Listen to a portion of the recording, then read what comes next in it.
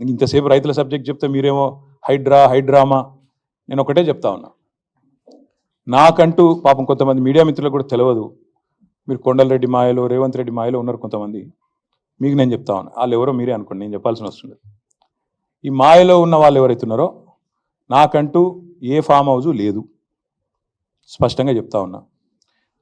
నా మిత్రుడు ఒక ఆయనకి ఫామ్ హౌస్ ఉంటే నేను లీజ్ మీద తీసుకున్నమాట వాస్తవం. ఒక 7-8 ఏళ్ళ నుంచి లీజ్ మీద ఉన్నమాట వాస్తవం. ఒకవేళ అది ఎఫ్టీఎల్లోనో బఫర్లోనో ఉంటే నా మిత్రుడికి నేను చెప్తా, దగ్గర ఉండి అవసరమైతే నేను కూడా పోయి, ఎందుకంటే నేను లీజ్ మీద ఉన్నా కాబట్టి అక్కడే ఉండి నేను దగ్గరుండి కూలగొట్టించి వస్తా. ఒకవేళ అందులో ఏమైనా తప్పు ఉంటే, ఎఫ్టీఎల్లో బఫర్లో ఉంటే నేనే దగ్గరుండి కూలగొట్టించి వస్తా.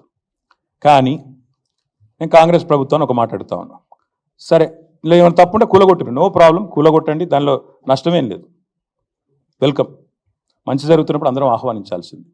కానీ నేరుగా అక్కడి నుంచి బయలుదేరి నాతో పాటు రండి, మంత్రులు, పెద్ద పెద్ద కాంగ్రెస్ లీడర్లు, ఎఫ్టీఎల్లలో బఫర్లలో కట్టిన రాజభవనాలు నేను కూడా తీసుకొని మీ అందరం కలిసిపోదాం.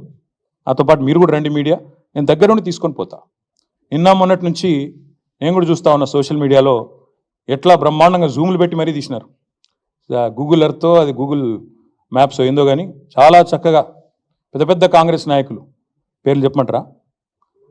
రెవెన్యూ మంత్రి గారు పొంగులేటి శ్రీనివాసరెడ్డి గారు, తర్వాత కేవీపీ రామచంద్రరావు గారు, ఆ తర్వాత పట్నం మహేందర్ రెడ్డి గారు ఎఫ్టీఎల్లో, తర్వాత ఇంకెవరున్నారు బా, సుఖేందర్ రెడ్డి గారు కౌన్సిల్ చైర్మన్ గారు, తర్వాత మన ఉన్నారు మధు యాష్కి గారు, ఇంకా చాలామంది ఉన్నారు.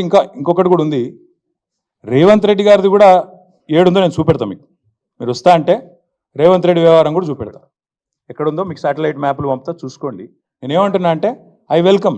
ఎక్కడ నా పేరు మీద ఏదో మీడియాలో ఏదో వేసేసి ఏదో జరిగిపోయింది, ఏమో అయిపోతుంది, ఆడేమైనా తప్పుంటే కొట్టండి, నేను ఎందుకు వద్దంట. వెల్కమ్. నా పేరు మీద ఏ ప్రాపర్టీ లేదు, లీజ్ మీద నేను ఉన్నాను.